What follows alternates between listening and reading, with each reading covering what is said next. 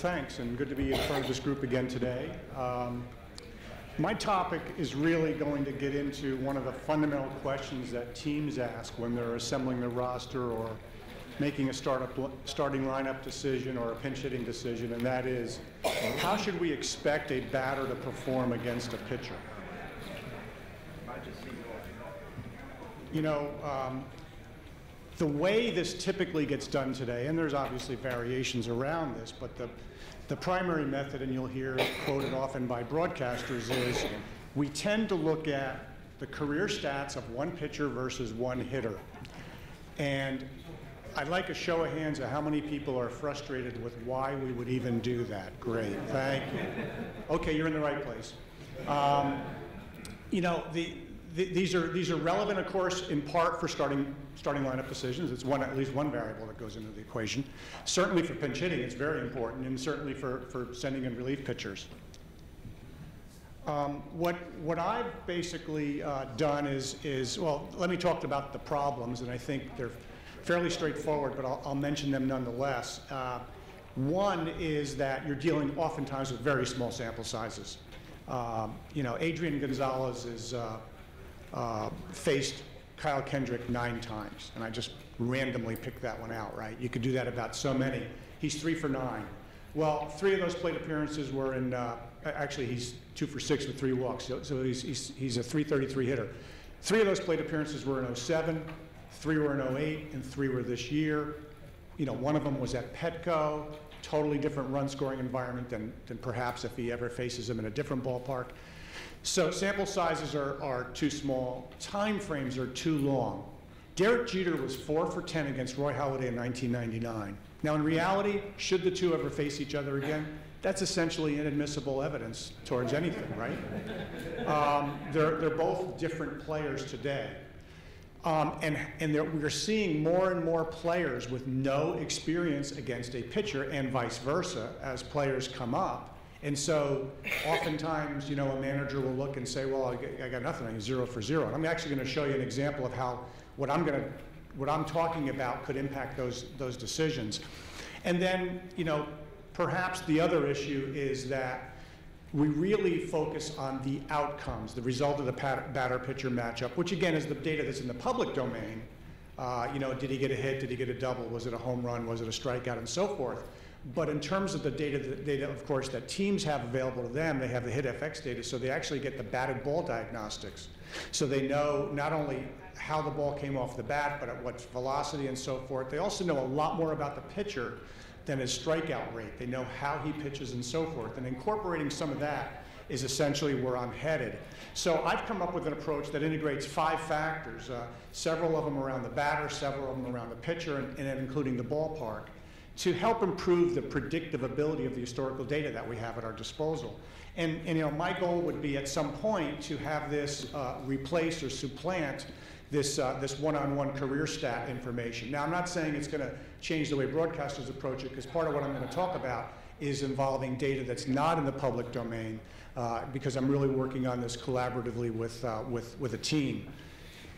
So the approach is pretty straightforward. Really, it considers 5 factors. And I picked these 5 because I want to isolate on these 5. I'm not suggesting these are the only 5 things that impact how a batter and pitcher should perform against each other. But the first, starting at the top left here, is pitching style. So the pitcher's pitch repertoire, his release point. Does he like to work down in the zone? What are his 2-pitch, 3-pitch sequences that he likes to throw most? That's one factor. The next is the quality of the pitcher. Because reality is Drew Pomerantz and Clayton Kershaw profiled very similarly on their pitching style. And we know there's a world of difference between those 2 guys in terms of their capability. So obviously pitching quality has to be incorporated into the expectation. Then there's hitting style. You know, what's the swing plane of the hitter? Do they like to take the ball as it travels deep into the zone? Do they have a 2-strike approach? Which, if you're like me, you're frustrated by so many hitters today who don't do anything differently when they've got 2 strikes on them, but I'm getting off on a tangent. A fourth point is hitter quality. One of the pieces of research I'm going to show you in a minute is a piece I've done in the past that suggests that over a large body of data, we're talking about 1,000 plate appearances, that certain hitters perform differently against different quality levels of pitching, and I'll explain in a minute. And then finally, the ballpark. I don't think anyone would dispute that the ballpark can have a profound effect on the ultimate outcome of a batter-pitcher matchup. The first one I'd like to touch on is hitter quality briefly. So what I did was I looked at how hitters hit against different quality tiers of pitching. I divided pitchers into 3 quality tiers on a simple criteria based on their OPS against. I could have done it on a more sophisticated criteria, but basically how many hits and walks and runs did they yield, how they performed against batters. And I then looked at how hitters over a 4-year period performed against each of the 3 tiers. So this chart sums up the MLB league-wide stats. So basically, against the top pitchers in the league, which is on the left, the league hit about a 640 OPS. Actually, it's on the next slide here. The next tier, they were around 725. And against the worst tier of pitchers, the worst third of the pitchers in Major League Baseball, and I used only starting pitchers because I wanted enough plate appearances by a pitcher to qualify them as good, bad, or middle. Relief pitchers often don't have that. So what you see here is you see the average Major League hitter has about a 172-point spread between how he performs against the best pitchers and how he performs against the worst pitchers. What we find is, systematically, year after year, there are some hitters. I'll pick Elvis Andrus, because Elvis Andrus, leading up to, this is prior to this year, so this is 09 through 12, was about a league average hitter. And yet he performed significantly better against the league average on top pitching and didn't perform nearly as well against the worst pitching. Conversely, and this is prior to this season, this is Chris Davis. So Chris Davis, you could say, prior to this season, feasted on weak pitching, which you're going to see your ample share of in baseball, just as an everyday player. So if you look at this, and some of the other players that would mirror Andrus are players like Yadier Molina, Carlos Beltran, Jeter, Marco Scutaro, all have curves that are fairly flat, that are similar to that of Andrus. The guys who are much more similar to Chris Davis are Josh Hamilton, Curtis Granderson, and there's a number of others. Those are the ones that come to mind right away. And one of the things separately I've tried to do is, and I've talked to some teams about, is, are there common characteristics of the guys who have the flat curve versus those that have the very steep curve? And you can think about the kind of swing that a Hamilton and a Granderson and a Chris Davis have, and maybe there are some clues there in terms of Scutaro and Jeter and Beltran keeping their bat in the zone longer and so forth. Anyway. So that's a little bit on hitter quality. The point is that this needs to be incorporated into an expectation of how a hitter and pitcher should perform against one another. The second factor I want to touch on is ballpark. We know that a ballpark can have a big effect. Everything from the park dimensions to the altitude to the prevailing winds to the microclimate to the foul territory, and they all have a real impact. So I'm always uncomfortable saying this is how we should expect these two guys to perform against one another if you're talking, say, Yankee Stadium versus Fenway Park or versus AT&T Park or any of those West Coast stadiums which are much bigger. So the point is that needs to be factored in. Think of, this is just an overlay from Greg Rabarzik's website, of what the dimensions of Yankee Stadium and Fenway are like, and we all know this anyway.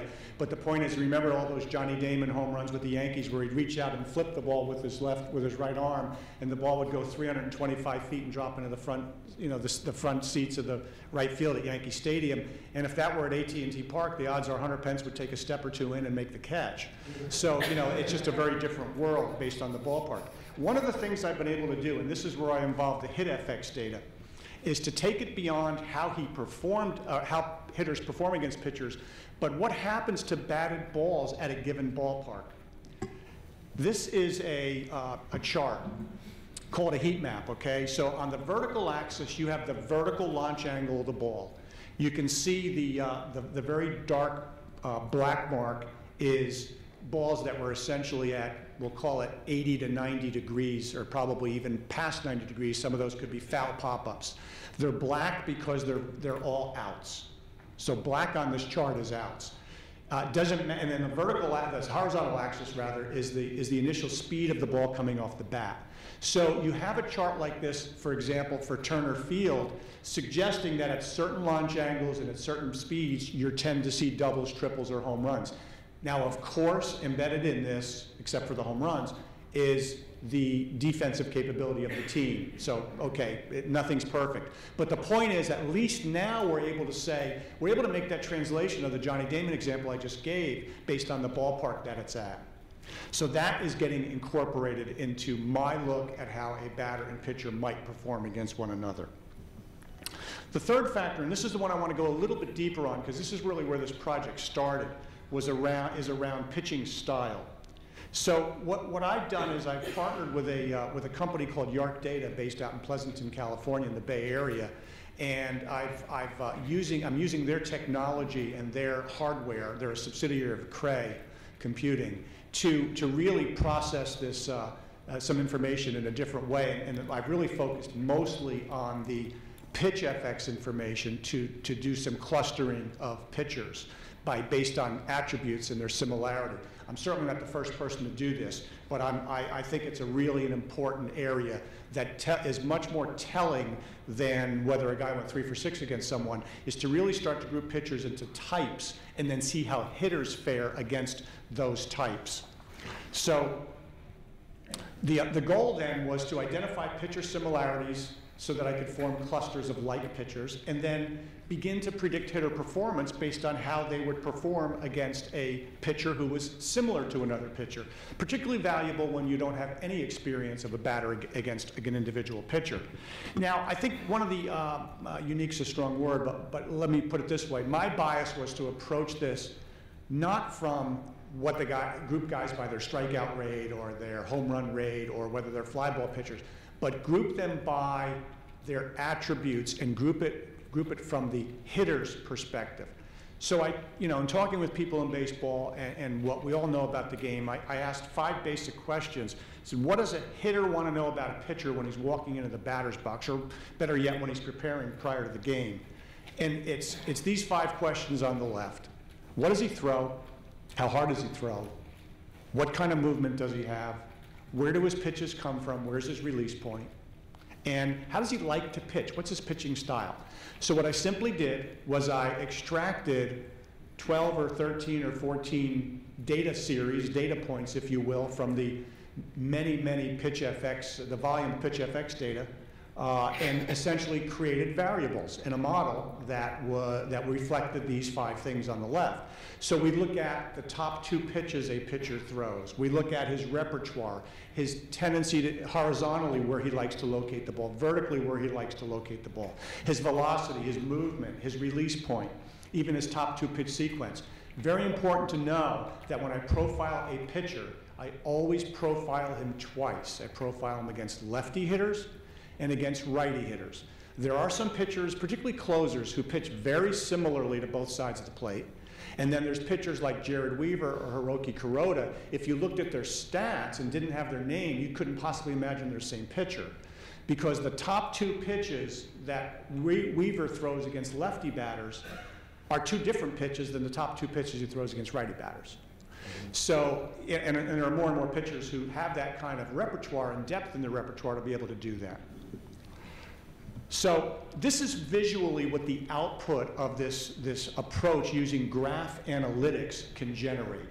What you see here is each dot is or node is a pitcher, an individual pitcher. And in this particular example, I've used 2 years of data, 2011 and 2012, the full season. Each line, or edge as we call it, is a connection point that indicates a degree of similarity between pitchers. You'll notice the 2 guys all by themselves off to the left, like the moon's circling Saturn there. Those are, you probably could guess, again, 2 years of data, so I go back to 2011, Wakefield and Dickey, right? So anyway, so I wanted to point that out. Now, there's essentially, you know, I just circled, by the way, the colors represent similarity, represent a cluster. So here you see, you know, different clusters. I want to focus on a specific example. I'll do this really quickly. Back in May, the Yanks went into Colorado. They don't play Colorado very often. They had a decision on who to play in right field. Juan Nicasio was pitching for Colorado. So they had Suzuki, they had Brennan Bosch at the time, they even had Ben Francisco. The reality is none of them, I didn't fit Ben on here, but none of them had ever faced Nicasio. So what I want to do, in fact, if you look at all the starting pitchers of that series, nine plate appearances was the most that any right fielder had in their career against any of those 4 pitchers. So what I want to do is hone in on this lower left cluster because that's where Nicasio resides. So here's the cluster close up. I'll give you a quick characterization. It's a high velocity fastball cluster. They have a very low pitch variety, these guys. They're not very versatile in terms of what they throw. And they tend, relative to other pitchers at least, work in the upper half of the zone. And it's all relative. It doesn't mean they work up by the shoulders. It means they just don't work down in the zone as much. And you can see Nicasio down there in the center middle. Phil Hughes, Neftali Feliz, Rich Harden, Pineda, and so forth. Now, here's Ichiro's stats against them in his career. And by the way, the 5 for 26 against Harden, which is the only one where there's any substantial numbers, most of those came older than 7 years ago, those 26 plate appearances. However, when I look at how Suzuki made contact with the ball and rated that contact on what it would have done in terms of bases and incorporated his OPS against these guys, he comes out in the 30th percentile of all hitters against this particular cluster of pitchers. Conversely, Brennan Bosch, there's his stats, and he comes out in the 60th percentile against these pitchers. So, you know, and this happens to be the mapping of the pitchers and their percentile ranking, these 3 hitters against all of those 4 pitchers and their percentile rankings. You know, is this the be-all, end-all? Absolutely not. Is it another way to look at it? Absolutely. And is it something that takes it well beyond the simple, you know, batter-pitcher numbers? Yes. And I'm still working on incorporating hitting style, which is, you know, the swing plane of the batter, what zone in the plate that he likes to make contact in, what his spray chart looks like in terms of where he hits the ball, which has a real impact on the ballpark, and also, you know, his hot and cold zones. So all of that has to be incorporated still, and that's what I'm still working on. So again, you know, the issues we're dealing with, too literal, the one-on-one, I think we can deal with multiple like pitchers.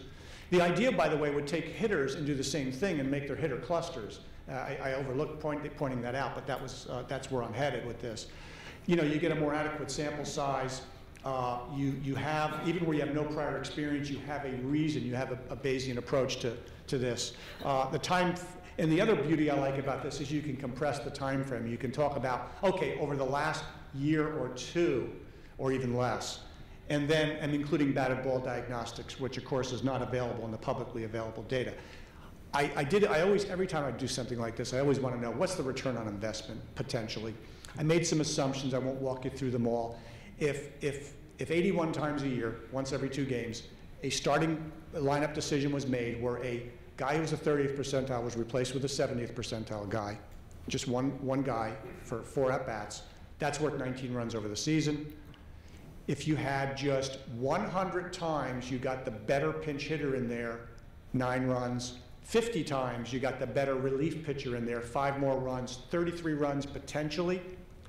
For a competitive team, the value of a win is $5 million, so you're talking about a potential return of $15 million. And if you're like me and you say, well, these are way too aggressive, great, cut it in a third and say it's worth $5 million. But the point is that to a competitive team, there's value to this information. So again, those are the 5 factors. I won't sum them up because we're really near the end here. But I will say that where I'm headed with this is I'm developing this predictive model of batter-pitcher outcomes using these 5 factors.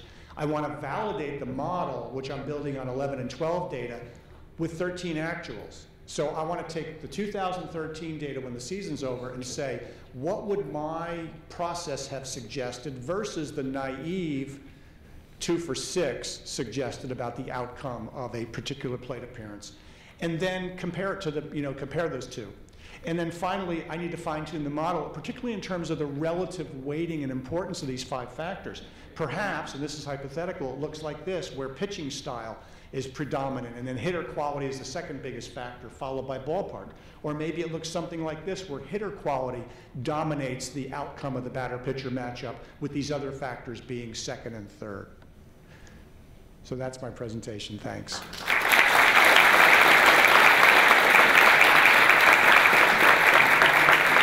do have time for a couple of questions. Why don't you, I think the best way to be to queue up.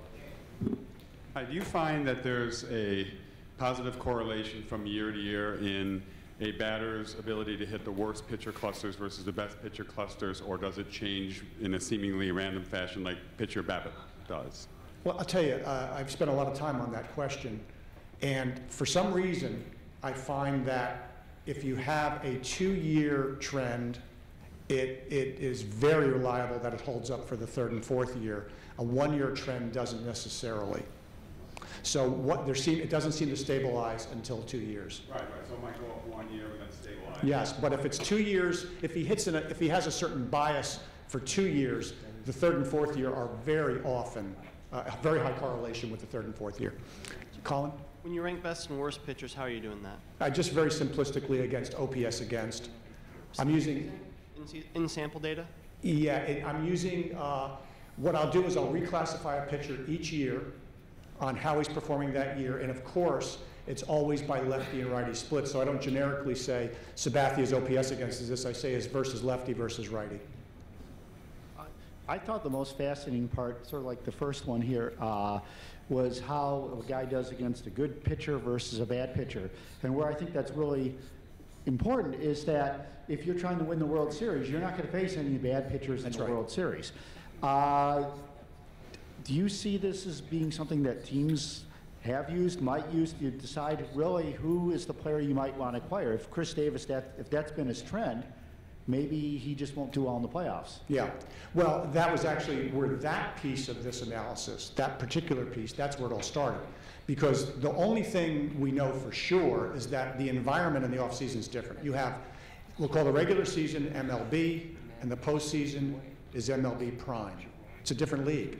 Because you can't do anything more to get another plate appearance out of Manny Machado in the postseason, but you can reorganize your pitching, right? And there was a year, 2009, when the Yankees won the World Series.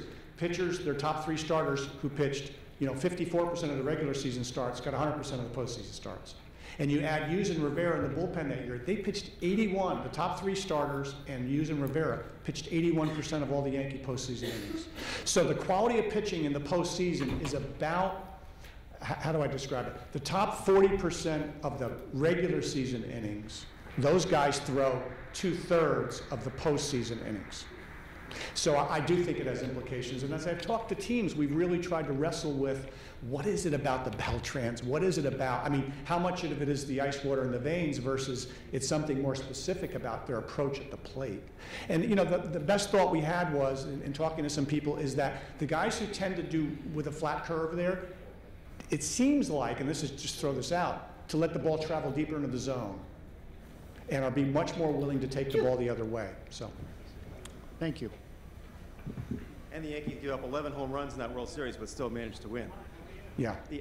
You could have gone about this many different ways, Vince. One of the particulars, there's a lot of anecdotal evidence of, oh, this guy, he hasn't learned to hit the curve yet, or he's getting old and he can no longer get around in the 98-mile-an-hour fastball.